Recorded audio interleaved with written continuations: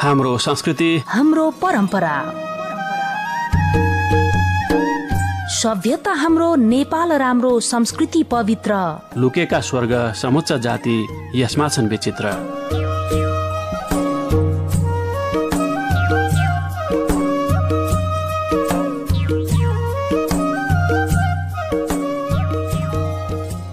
नमस्कार, हाम्रो संस्कृति हाम्रो परम्परा कार्यक्रममा हार्दिक स्वागत छ।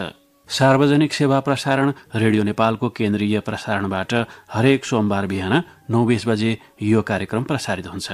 कार्यक्रममा हामी नेपाली सांस्कृतिक जीवनका विविध चाडपर्व, व्रतोत्सवका साथै विविध नेपाली जातिका जातीय परिचय, संस्कार, संस्कृति र परम्परा सम्बन्धी सामग्री समेट्ने गर्दछौं।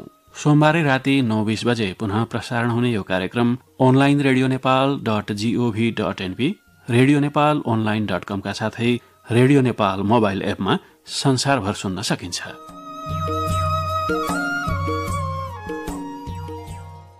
नेपाली विविध जाति संस्कृतिमा निषाद मल्लाह जातिको पनि आफ्नै छुट्टै सांस्कृतिक विशिष्टताहरू रहेका छन्। निषाद समुदायभित्र विभिन्न उपजातिका रूपमा मल्लाह, घोडी, बिन, बनपर, खुलैट, मुरियारी, सोहरिया, केवट, माझी, कहार, चाई, धिवर, लोध, नोनिया, बेलदार आदि पर्दछन्। तराई मधेसका सबैजसो जिल्लामा फैलिएका र विशिष्ट इतिहास र संस्कृति भएको निषाद मल्लाह जातिको केही संस्कार, परम्परा र यो जातिको वर्तमान अवस्था र गतिविधि सम्बन्धमा केही सामग्री राख्ने आजको जमर्को छ। यस सम्बन्धी सामग्री हामीले इन्द्रजित सहनीको लेख निषाद मल्लाह जातिका सामाजिक संस्कारका आधारमा तयार पारेका छौं। आर्थिक, सामाजिक लगायत विभिन्न अवस्थाले यस जातिका संस्कार, परम्पराबारे जातिभित्रैबाट अध्ययन अनुसन्धानको कमी रहेको बताइन्छ। खास गरी नेपालमा सन् 1950 विद्वानहरूबाट नेपाली विविध जात जातिका मानवशास्त्रीय र समाजशास्त्रीय अध्ययन हुने गरेको पाइए पनि यस निषाद मल्लाह जातिबारे विशेष अध्ययन भएको पाइएको छैन र यस जातिको जातिगत विशेषताबारे स्थलगत र स्वअध्ययनबाट प्राप्त सूचनालाई नै यो लेखनमा आधार लिएको छ भनेर सहनीले लेख्नु भएको छ। सांस्कृतिक अध्येता तथा लेखक इन्द्रजित सहनीसँगै गरिएको कुराकानी आजको कार्यक्रममा राख्नेछौं। त्यसअघि निषाद मल्लाह जातिका केही ऐतिहासिक प्रसंग र केही सामाजिक संस्कारहरू सम्बन्धी विषयवस्तुबाट अब कार्यक्रमको मेलो अगाडि बढाउँ।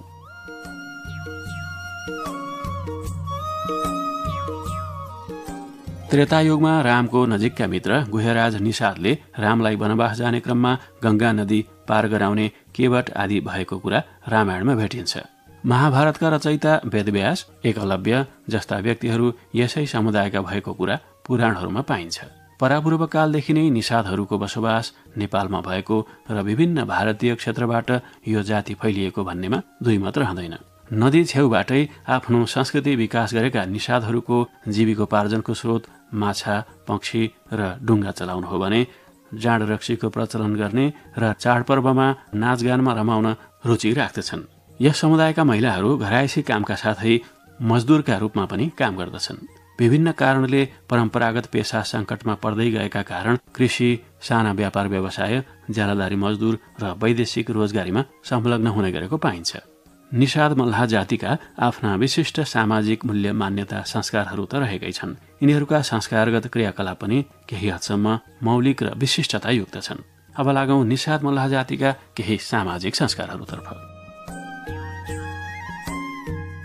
निषाद मल्लाह जातिका बच्चाहरू जन्मदै हृष्टपुष्ट र अलि तेजिला वंशाणुगत रूपमै हुने गर्दछन् भन्ने भनाइ छ।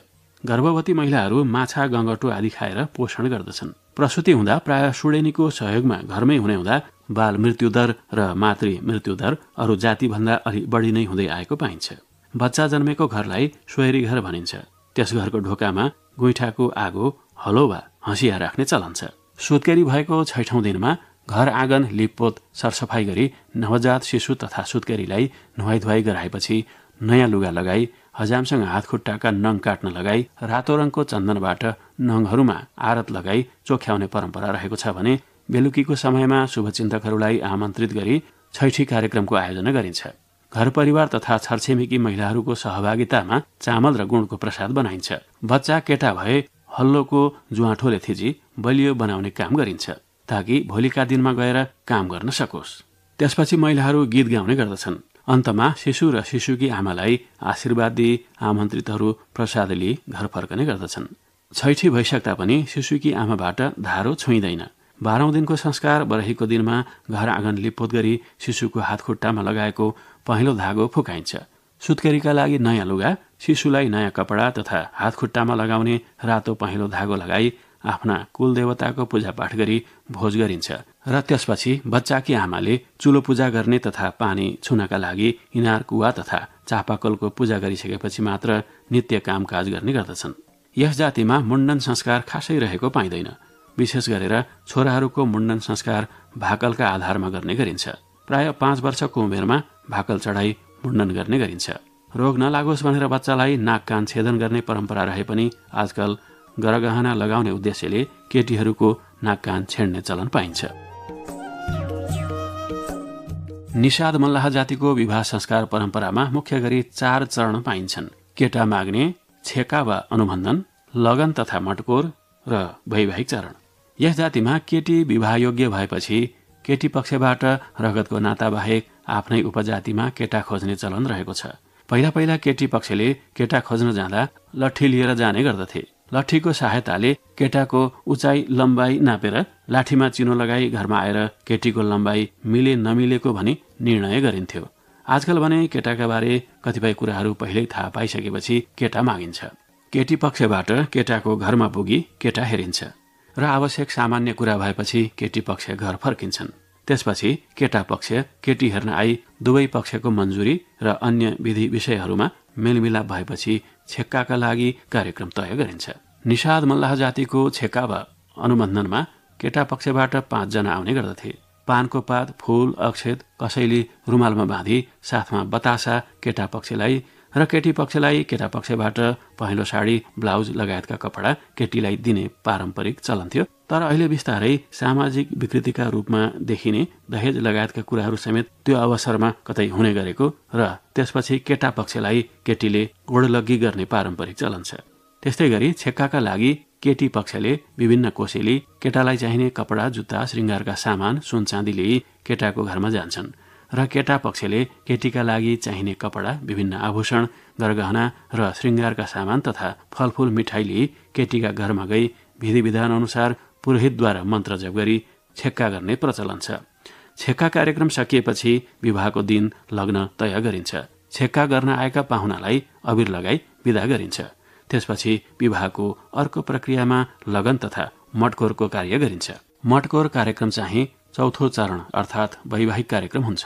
बिहेका दिन बेहुलालाई अपटन लगाउने पारम्परिक चलन छ, तर यो चलन प्राय हराउँदै गएको पाइन्छ। अपटन विधि सकिएपछि बाजागाजा बजाउँदै महिलाहरूद्वारा आफ्ना छरछिमेक वा आफन्त शुभचिन्तकका 10-20 घरमा बिलौकी माग्ने गरिन्छ। त्यसपछि गाउँको सीमाभित्र रहेको ग्राम देवताको डिहबार ब्रह्मबाबा स्थानमा पूजापाठ गरी प्रसाद चढाई आशीर्वाद लिई फर्कन्छन् र परम्पराअनुसार सोही दिन आँप र महुवाको रुखको विवाह गराउने परम्परालाई निरन्तरता दिइएको पाइन्छ। बिलौकी माग्दा दिएको दान दक्षिणालाई आफ्नो कुलदेवताको घरमा राख्दछन् भने बिलौकी माग्दाकै रकमबाट खिर बनाई बिलौकी दिइएको घर घरमा प्रसाद पुर्याउने चलन रहेको छ। बिलौकी माग्ने कार्यक्रमपछि जन्तीहरू बेहुलाका साथ बाजागाजा सहित बेहुलीका घरमा पुग्ने गर्दछन्। अपटन र बिलौकी माग्ने लगायतका विधिहरू बेहुली पक्षमा पनि हुने गर्दछ। बेहुलीका घरमा जन्ती पुगेपछि स्वयम्वर, सिन्दुरदान, कन्यादान, घुँघट दिने, कोहबर गीत गाउने, भोलिपल्ट सम्धि मिलन, महिलाहरूद्वारा विदाई गीत आदि हुन्छ। नववधु बेहुलाका घर पुगेपछि गरिने अरू विधिहरू पनि थुप्रै छन्। यहाँ संक्षेपमा यति मात्र राख्यौं। हाम्रो संस्कृति, हाम्रो परम्परा, सभ्यता हाम्रो नेपाल राम्रो, संस्कृति पवित्र, लुकेका स्वर्ग समुच्च जाति यसमा छन् विचित्र।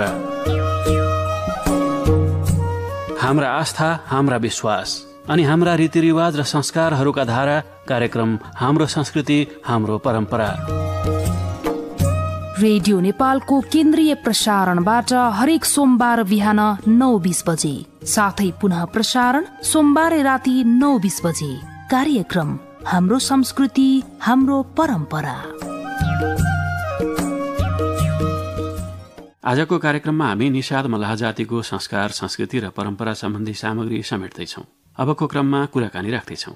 निषाद मल्लाह जातिका केही ऐतिहासिक र सांस्कृतिक पक्ष अनि वर्तमान अवस्थाबारे अध्येता तथा लेखक इन्द्रजित सहनीसँग कुराकानी गरेका छौँ। यहाँलाई स्वागत छ हाम्रो संस्कृति हाम्रो परम्परा कार्यक्रममा। धन्यवाद। निषाद जातिको बसोबास कहाँ कहाँ छ केही बताइदिनुहोस् न। निषाद जातिको बसोबासको कुरा गर्दाखेरि नेपालको परिवेशमा मधेस तराई अन्तर्गतका जिल्लाहरूमा विशेष गरेर बसोबास भएको छ। तराई क्षेत्रका जति पनि जिल्लाहरू छ, संख्यात्मक रूपमा कुनै जिल्लामा बढी घनत्व छ भने कुनै जिल्लामा कम छ, तर सबै जिल्लामा यो समुदायको यी जातिको बसोबास भएको अवस्था छ। अब निषादहरूको बाक्लो बसोबास भएको ठाउँ चाहिँ कहाँ कहाँ छ, जहाँ चाहिँ निषादहरूको मौलिक संस्कृति परम्परा राम्रोसँग बुझ्न पनि सकिन्छ? विशेष गरेर दुईटा प्रदेशमा, मधेस प्रदेश र लुम्बिनी प्रदेशमा। मधेस प्रदेशमा हेर्ने हो भने कुल जनसङ्ख्याको 6% जति यो निषाद समुदायको, निषाद जाति अन्तर्गत रहेका जाति उपजातिहरूको बसोबास छ। र त्यसपछि दोस्रोमा लुम्बिनी प्रदेशको, त्यसमा पनि विशेष गरेर 3टा जिल्ला लुम्बिनी प्रदेशको, रूपन्देही, नवलपरासी र कपिलवस्तुमा यस जातिका व्यक्तिहरूको बसोबास बाक्लो रहेको छ। र मधेस प्रदेशको 8वटै जिल्लामा हजारौंको संख्यामा बाक्लो उपस्थिति रहेको छ। र मधेस प्रदेशको 54 लाख जति जनसङ्ख्या रहेको छ, त्यसको 6% को हाराहारीमा रहेको छ। निषादहरूको जनसङ्ख्याको अवस्था चाहिँ के छ, तथ्याङ्कहरूमा के देखिन्छ, घटबढ इत्यादि, यसबारेमा केही बताइदिनुहोस् न। अब यस्तो हो, नेपालको राष्ट्रिय जनगणना 2078ले अब निषादै भनेर बोलेको छैन। यो निषाद जातिभित्रको जातिहरू उपजातिहरूलाई 3टा क्याटेगोरीमा त्यहाँ वर्णन गरेको छ। जस्तै मलाहको छुट्टै जनसङ्ख्या देखाएको छ। अब मलाहको जनसङ्ख्या 2078 अनुसार भन्ने हो भने 2,07,006 जना। त्यस्तै गरेर बिनको छुट्टै हेराएको छ। बिनकै जनसङ्ख्या हेर्ने हो भने 96,974। केवटको सङ्ख्या छुट्टै हेराएको छ, जसको जनसङ्ख्या जनगणनाकै तथ्याङ्कले आधार मान्ने हो भने 1,84,298। त्यस्तै गरेर यसै जाति अन्तर्गतका तपाईँको लोध, चिरियामार र अहिले यस जातिमै आउन खोजेका नुनियाको जनसङ्ख्या पनि 1,08,723 जति रहेको छ 2078 को जनगणना अनुसार सर। अब निषाद मल्लाह भनेर पनि भन्ने गरिन्छ हैन? अब यस्तो हो सर, म जन्मेपछि सुनिएको शब्द मलाह नै हो। म जहाँ जन्मिएको छु मेरो गाउँको नाम नै मलाही टोल हो। कुन जिल्ला? रौतहट जिल्लाको मलाही टोल, मलाहहरूको टोल। ठुलो गाउँ छ। र त्यो जन्मेदेखि नै यो मलाह भनेको जाति मैले बुझेँ हैन। तर पछि म पनि अध्ययन गर्न थालेँ र अध्ययनकै क्रममा विभिन्न धर्म, संस्कृति र विभिन्न पुराणहरू अध्ययन गर्दाखेरि निषाद शब्द कमन शब्द हो सबैको। र भारतमा विशेष गरेर सबै उपजातिहरूको कमन शब्दको रूपमा निषाद धर्ममा पनि प्रयोग गरेको, वेदमा पनि प्रयोग गरेको हुनाले नेपालमा पनि निषाद शब्द प्रयोग भएको पाइन्छ। हजुर, अब निषादहरूको पुर्ख्यौली पेसा जुन शिकार गर्ने अथवा खोलामा माछा मार्ने अनि डुङ्गा चलाउने आदि जुन पाइन्छ नि, हजुर, यो पेसातिर लागेको बारे जनश्रुतिहरू अथवा पौराणिक विषयवस्तुहरू के पाइन्छन्? अब निषाद जुन शब्द छ नि, यसलाई सन्धि विच्छेद गर्दा हेर्दाखेरि नि प्लस साद भन्छ के। निको अर्थ पानी, साद मिन्स शासन है, पानीमाथि शासन गर्ने जातिका व्यक्तिलाई निषाद भनिएको पाइन्छ। र पुराणतिर जाने हो भने यो निषाद शब्दको प्रयोग विशेष गरेर हामी व्याधा हौँ, शिकार गर्ने खालका हौँ भने यो रामायणमा है, रामायण लेख्न जब वाल्मीकिले सुरु गरे र कहाँबाट प्रेरित भयो भने एक जोडी चरा एक आपसमा आफ्नो कामनाबाट मोहित भइरहेको अवस्थामा एउटा शिकारीले आफ्नो शिकार गर्ने क्रममा हैन बाण चलाउँदाखेरि त्यही जोरीमाथि त्यो बाण परेछ है। परिसकेपछि त्यो जोरी घाइते भइसकेपछि ठ्याक्क वाल्मीकिको ध्यान त्यो चरामाथि गएछ के। अनि वाल्मीकिलाई धेरै चोट पुगेछ के। कस्तो आनन्दमा ती जोरी आफ्ना कामना गरिरहेका थिए भने त्यो हेरेर व्यक्ति निषाद जुन व्याधा थिए त्यो व्यक्तिलाई त्यसले श्राप नै दियो के वाल्मीकिले। मजाले तपाईँको रामायणको हामी सुरुवातमै हुँदाखेरि मा निषाद प्रतिष्ठात्व मगमह शाश्वती समाह यत क्रौच मिथुनादिकम बधिय कामो मोहितम भनेर संस्कृतको श्लोक नै सुरु गर्नुभएको छ के भनेको छ हे निषाद तिमीले कहिले पनि शान्ति नमिलोस्, तिमीले यस्ता जोरीमाथि तिमीले अन्याय गर्यौ, तिमी अपराध गर्यौ भनेर त्यहाँ श्राप नै दिएको अवस्था छ। त्यहाँबाट रामायणको सुरुवात भएको छ। उहाँको पहिलो शब्द नै निषादबाट सुरु भएको पाइन्छ सर। हजुर, यो पौराणिक प्रसङ्ग। अब निषादहरूको परम्परागत पेसामा अहिले चाहिँ कस्तो बदलाव आएको छ? वर्तमानमा चाहिँ निषादहरू कुन कुन पेसा अथवा व्यवसायतिर लागेको पाइन्छ? अब यो मानव सभ्यताको सुरुवातदेखि नै मान्छेले आफ्नो जीवन निर्वाहको लागि खोलाका किनारहरू रोजे र ती खोलालाई नै आफ्नो जीविकाको आधार मानेर निषाद समुदायहरू खोलाकै वरिपरि बसोबास गरे। विशेष गरेर अहिले हामी नेपाल, भारत र बङ्गलादेश यो तीनटा देशको निषाद समुदायहरूको बारेमा अध्ययन गर्दै जाँदाखेरि जहाँ खोला छ, जहाँ नदी छ, जहाँ ताल तलैया छ, त्यही वरिपरि यो समुदायको बसोबास भएको पाइन्छ। र पहिलाको जुन खोलो थियो त्यो खोलोको गहिराई पनि बढी थिए सर, पानी पनि बढी थिए, माछा पनि बढी हुन्थ्यो। हजुर। र निषाद समुदायका व्यक्तिहरू त्यहाँ गएर माछा मार्ने र आफ्नो राइट टु जुन फुड छ, आफ्नो जीविका उपार्जन गर्ने काम पनि गर्थे। त्यहाँ खान पनि पाउने र त्यसलाई बेचेर आफ्नो जीविकोपार्जनका अन्य कामहरू पनि गर्ने गर्थे। यो विशेष गरेर एक दशक यता संसारकै कुरा गर्ने हो भने, त नेपालकै कुरा गर्ने हो भने खोलामा वर्षभरि पानी पर्याप्त मात्रामा पाइँदैन। यसका 2-3वटा कारण छ। एउटा त यो जलवायु परिवर्तन पनि हो, दोस्रो यो जलविद्युतहरूले गर्दाखेरि पनि खोलामा भएका पानीको बहावलाई नै चेन्ज गरिदिने, वर्षभरि पानी नहुँदाखेरि जहाँ पानी नै छैन भने माछा कहाँबाट हुन्छ हैन। अब यो समुदायको मान्छेले जसले यो माछा मार्ने नै रोजगार छनौट गरेको थियो, माछा मार्न पाइरहेको अवस्था छैन हैन, रोजगारीबाट वञ्चित भइरहेको अवस्था छ हैन। खोलामा बालुवा नै बालुवा छ, वर्षभरि पानी आउँदैन। त एउटा व्यवसाय नै धरापमा छ।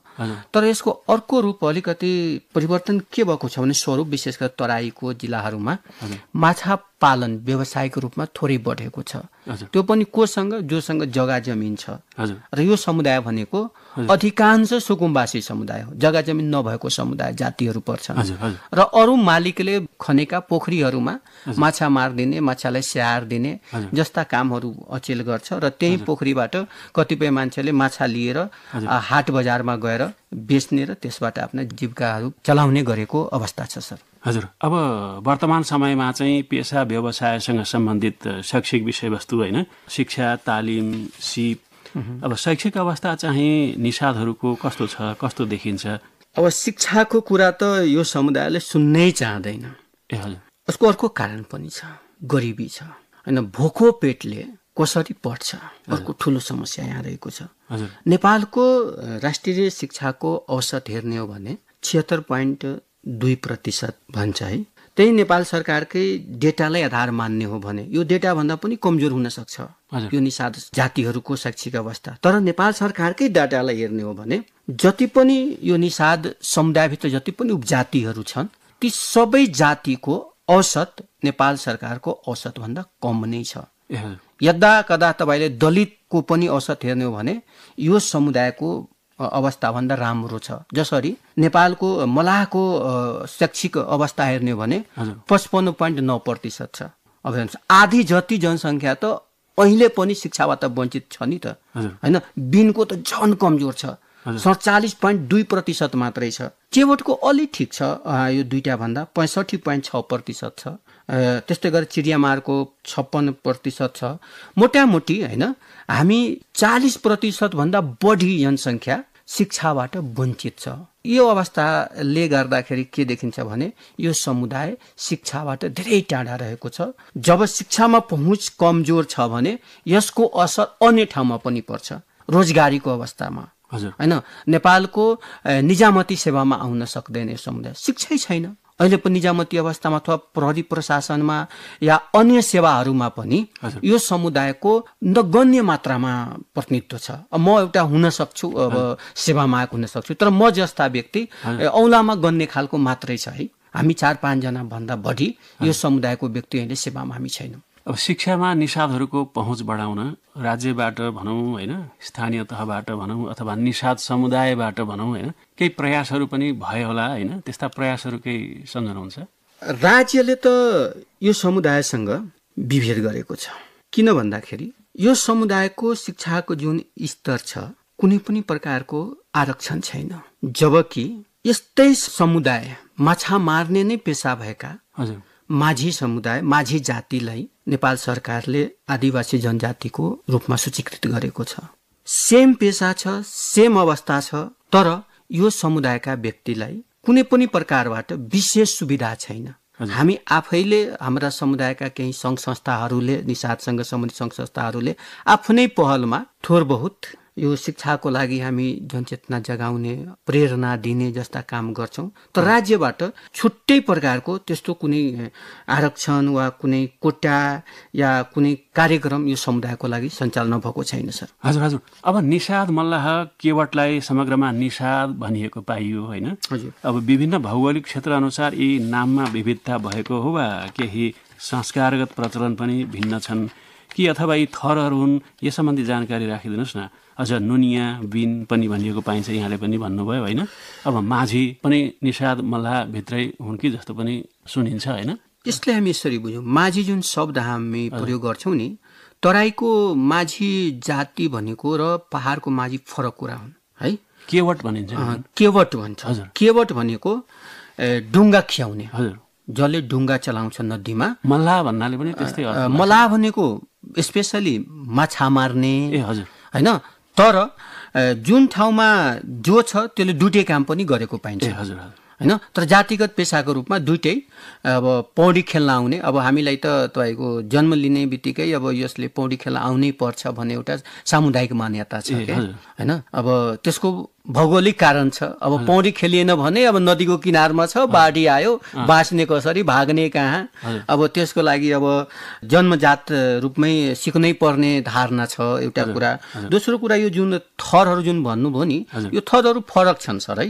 एउटै थर भएका, यस्तै सेम थर भएका अरू जाति पनि होलान्, तर हाम्रो कमन बुझाइ भनेको जुन जातिको सम्बन्ध माछासँग छ, डुङ्गासँग छ, शिकारसँग छ होइन, शिकार गर्ने या माछा शिकार गर्ने या चरा शिकार गर्ने होइन, ती जाति हाम्रो समुदायभित्रको हो र हाम्रा उपजातिहरू हुन्।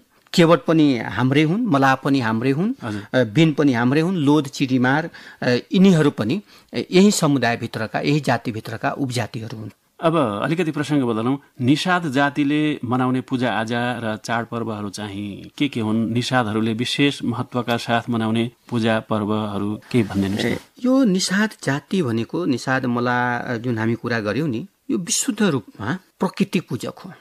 प्रकृतिलाई पूजा गर्ने, बाँच्नकै लागि जब बिहान डुङ्गा सुरु गर्छन् या माछा मार्न सुरु गर्छन्, त्यो बेला पानीभित्रको देउतालाई पूजा गरेर सुरु गर्छन्। हरेक दिन डुङ्गा चलाउँदाखेरि सुरुमा गङ्गालाई अथवा पानीभित्रको देउता, कोइला भन्छ हाम्रो कुलदेवताको रूपमा। जसरी मेरो कुलदेवता भनेको कोइला हो, मातर र कोइला दुईटै भनेको पानीसँग सम्बन्धित देउता हो। कमला भन्छ, जुन हामी सिन्धुलीको कमला माईको मन्दिरको कुरा गर्छौँ होइन, त्यो हाम्रै परम्परागत रूपमा जोडिएको छ। त्यो कमला खोलासँग, कमला खोलाभित्रको पानीभित्रको देउता कमला माई हामी भन्छौँ। र हाम्रो जसरी मेरो गाउँ जहाँ मैले मलाहीटोल भने नि, मेरो गाउँको पुरै गाउँभरिको सामूहिक पूजा कमलाको पूजा हुन्छ। 5 वर्षमा एकचोटि मेरो गाउँमा कमलाको पूजा हुन्छ र कमलाको मन्दिर बिच गाउँमा बनाइएको छ र यो हाम्रो छुट्टै पहिचान हो। अरू जातिले यो कमलाको पूजा गर्दैन सर। हजुर, 5 वर्षमा भनेपछि त्यो कुन समयमा हुन्छ? ठ्याक्क यो हाम्रो साउनी पूजाको बेलामा होइन, जुन दिन हाम्रो गाउँको ब्रह्म भन्छौँ हामी होइन, भगवतीको पूजा हुन्छ, ठ्याक्क त्यही दिन कमलाको पूजा पनि हुन्छ साउनतिर। र यो जुन मैले भने नि आफ्नो पूजाजाको कुरा गर्दाखेरि, अब यो प्रकृतिसँग मेरो परम्परा पनि जोडिएको छ के।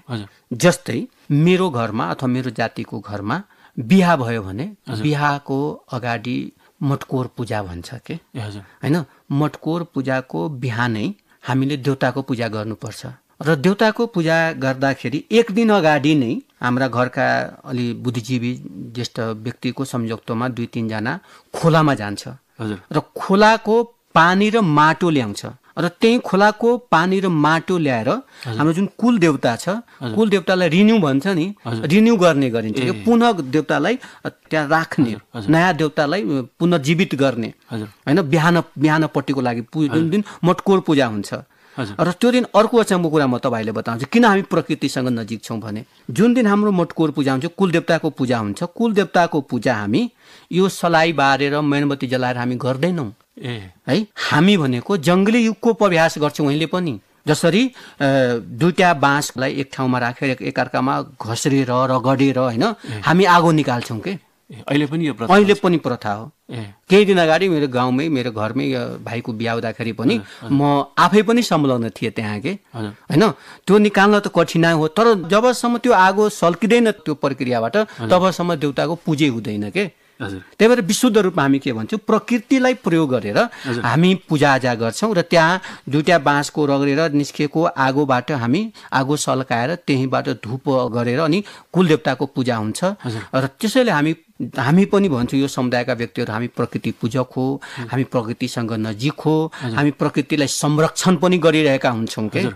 कमला माई भन्नु पनि आस्था। हजुर, त्यस्ता कमला माई जस्ता आस्था केन्द्रहरू निषाद मल्लहा जातिका अन्यत्र पनि छन् कि? अब निषाद मल्लहा यसरी कोइला भनेर तपाईँको बिहारको यो बागमती जुन खोला छ नि, यो बागमती खोला बिहारमा पुग्दाखेरि एउटा कोइला देवताको ठुलो मन्दिर छ, त्यहाँ ठुलो मेला लाग्छ। अब नेपालमा त घर घरै नै त्यो पानी मुनिको देवता मातर कोइलाको हामी पूजा गर्ने गर्छौँ। कमलाको पूजा जहाँ यो समुदायको व्यक्तिहरूको बसोबास छ त्यो गाउँमा अब हेरी कतिले 5 वर्ष कतिमा 2 वर्ष 3 वर्षमा पनि तर गर्छन् स्योर गर्छन्। हजुर। अब अघि जस्तै केही पारम्परिक विधि संस्कारका विधिहरूको कुरा गर्नुभयो होइन? हजुर। अब पारम्परिक विवाहका अनेक विधिहरूमा हलो जोत्ने जुवाको दुवैतिर बेहुला बेहुली बसाली बेहुलीकी नन्दको अग्रसरतामा स्नान गराउने, नन्दलाई दान दक्षिणा गर्ने चलन, दलहन विधि, त्यस्तै बिहे गरी माइत फर्किएपछि 1 वर्षसम्म माइत बस्ने र त्यसपछि माइतबाट बिदाई, दोगा इत्यादिको चलन थियो भन्ने पाइन्छ। यो अहिले कतिको छ, कस्तो देखिन्छ? त्यस्तै डोमकच र मजक्का भनिने चलन पनि लोप हुँदै गएको भनिन्छ होइन? यहाँहरू के देखिरहनु भएको छ यी पारम्परिक संस्कारका कुराहरू? जुन परम्परा संस्कृतिको कुरा गर्नुभयो नि, 1 दशक अगाडिसम्म अलिक बढी थियो। यता आएर अब मान्छेसँग समय छैन कि मान्छेले त्यो प्रतिको जागरुकता कम भइरहेको छ जस्तो मलाई लाग्छ। दुईटै कारण छ। अर्को कारण अहिले राति बिहामा बस्दैन मान्छे, 1 नाइट बिहे भइसकेको छ। पहिला तपाईँको 2 नाइट 3 डेज बिहे हुन्थ्यो होइन, मान्छेसँग फुर्सद पनि हुन्थ्यो। अनि त्यो 2 नाइट 3 डेज हुँदाखेरि जुन भन्नुभयो नि डोमकच या अरू जुन तपाईँको मझाक्का होइन, त्यो सबै समयले व्यवस्थापन गर्नको लागि त्यो बेला हुन्थ्यो सर। म पनि बच्चा हुँदाखेरि होइन धेरै यस्ता कार्यक्रमहरू हेरेको छु होइन, हुन्थ्यो। तर अचेल सोसियल मिडियाको प्रभाव र विशेष गरेर यो टिभी सिरियलको प्रभाव अहिले संस्कृतिमाथि मजाले आक्रमण भइरहेको छ। यो सिरियलको प्रभाव मजाले भइरहेको छ। हाम्रा जुन परापूर्व कालदेखिको मौलिकता जुन थियो त्यसलाई टिभी सिरियलले कम गर्दैछ। यसलाई म यसरी बुझ्छु। अहिले यीहरू हुन्छन् तर कम मात्रामा हुन्छ। अब डोमकचहरू अहिले पनि यदाकदा भइरहेको हुन्छ, तर पहिला जतिको अब व्यवस्थित रूपमा हुने गरेको छैन सर। हजुर, वर्तमान समयमा चाहिँ खास गरी युवा वर्गको रुचि चाहिँ संस्कार संस्कृतिमा कतिको देखिन्छ र संस्कार संस्कृतिको संरक्षण सम्वर्धन गर्ने वा परिष्कृत गर्ने इत्यादि कुराहरूमा चाहिँ के भइरहेको देखिन्छ? यहाँ एकजना अध्येता पनि हुनुहुन्छ। अब यस्तो हो, अब बिहाको कुरा गर्दाखेरि अब गर्नै पर्ने हुन्छ होइन, र तिनीहरूको आन्तरिक इच्छा पनि भएको हुनाले जति पनि विधिहरू हुन्छ त्यो हाम्रो पुरानै खालको हुन्छ है। मटकोर पूजादेखि लिएर बिहाको रातभरि हाम्रो बिहा हुन्छ विशेष गरेर, अनि रातभरिमा अनेक विधिहरू छ त्यहाँ। ती विधिहरू सबै पुरानै खालको हुन्छ। तर बाहिरी जुन कुराहरू छ नि, जसरी बिहामा प्रयोग हुने पहिलाको जुन मौलिक बाजाहरू थियो त्यो बाजाहरू लोप भएको अवस्था छ है। अहिले तपाईँको डिजेहरूको बिगबिगी छ, अनि ठुल्ठुला साउन्ड बक्सहरू प्रयोग गर्ने, आर्केस्ट्राहरू नाचाउने तिनीहरूको संख्या बढ्दो क्रममा छ भने मौलिकताकै रूपमा पहिला जुन बिहाहरूमा अब अल्हारुदलको नाच, सत्ती बिहुलाका नाच यिनीहरू आउँथ्यो के, र त्यो एकदम हाम्रो संस्कृतिसँग र सभ्यतासँग जोडिएका कुराहरू थिए के, र ती नाचहरू हेर्नको लागि परिवारका सबै व्यक्ति एकै ठाउँमा बसेर पनि हेर्न मिल्थ्यो के। तर अहिलेको जुन युवाहरूको चाहना अनुसार जुन आर्केस्ट्रा जुन आइरहेछ नि, तर त्यो भित्रको विकृति अलि बढी हावी भइरहेछ हाम्रो समुदायमा पनि, र युवाहरूले हाम्रा पुराना जुन प्रथा थियो परम्पराहरूलाई अब अलि पढे लेखेका छन् भने त्यसले बिस्तारै बुझ्दै त्यसलाई संरक्षण गर्न खोजिरहेछ। अनि जो अलि पढे लेखेको छैन, अब जसलाई राइट टु माउथकै समस्या छ, त्यसले आफ्नो कसरी आउँछ त्यसमै लागि परिरहेछ। यो संस्कृति प्रति खासै आकर्षित भएको देखिँदैन। हजुर, अब नेपाल निषाद समुदायका एकजना अध्येता हुनुहुन्छ, लेखक हुनुहुन्छ। निषादहरूको उन्नति प्रगतिका लागि निषाद सम्बन्धी सङ्घ संस्थाहरूले गरिरहेका कामहरू पनि यहाँले नजिकबाट पनि हेरिरहनु भएको होला। अब यस्तो हो, अब निषाद समुदायको हक हितको लागि 1 दर्जन जति सङ्घ संस्था दर्ता भएको अवस्था छ। अहिले पूर्व मेचीदेखि लिएर पछि मगालीसम्म 1 दर्जन जति सङ्घ संस्थाहरू छन्। सबैको मोटो एकदम राम्रो छ, आफ्नो ठाउँबाट काम गरिरहेको छ। तर जहाँ पुग्नु पर्ने हो झुपडीमा पुग्न सकिरहेको छैन। राज्यबाट त अटोमेटिक रूपमा ती झुपडीका निषादवासीहरू वञ्चित नै छन्। त्यो सँगसँगै सङ्घ संस्थाहरू पनि लक्षित वर्गमा पुगिरहेको अवस्था छैन, र सबैको उद्देश्य निषाद समुदायको उत्थान गर्ने भएको हुनाले झुपडीका निषादका बालबालिकालाई कसरी शिक्षामा पहुँच गर्न सकिन्छ त्यसको बारेमा बहस पैरवी र स्थानीय सरकारसँग विशेष गरेर सहकार्य र समन्वय गरेर विद्यालय बाहिर रहेका बालबालिकालाई विद्यालयमा पुर्याउने वातावरण निर्माण गरिदिनलाई म सबै समक्ष अनुरोध गर्छु। त्यस्तै गरेर स्थानीय सरकारले निषाद समुदायलाई भोटको लागि मात्रै होइन, मूल प्रवाहबाट बाहिर रहेका निषाद जातिलाई कसरी मूल प्रवाहमा ल्याउन सकिन्छ त्यस सम्बन्धी स्थानीय तहमै कार्यक्रमहरू बनाएर बढीभन्दा बढी निषाद समुदायका व्यक्तिहरूलाई शिक्षामा पहुँच भयो, शिक्षित भयो भने अरू कुराहरू ऊ आपसे आप खोजिहाल्छ। त्यसैले तिनै तहका सरकार र स्थानीय बुद्धिजीवी लगायत निषाद समुदायका बुद्धिजीवी र सङ्घ संस्थाहरूलाई शिक्षामा लक्षित भएर काम गरिदिनु हुनको लागि म अनुरोध गर्न चाहन्छु। आजको कार्यक्रममा हामीले तराई मधेसमा परापूर्वकालदेखि आफ्नो थात्थलो भएका निषाद मल्लाह जातिको परिचय, यही ऐतिहासिक पक्ष, संस्कार, संस्कृति सम्बन्धी सामग्री प्रस्तुत गर्यौं। निषाद मल्लाह जातिको वर्तमान सामाजिक अवस्था र केही सांस्कृतिक प्रसंगमा अध्येता तथा लेखक इन्द्रजित सहनीसँगको कुराकानी राख्यौं। हस्त अब आजलाई हाम्रो संस्कृति हाम्रो परम्परा कार्यक्रम यही टुङ्ग्याउँदै प्रस्तोता हेमन्त उप्रेती बिदा हुन्छु। नमस्कार।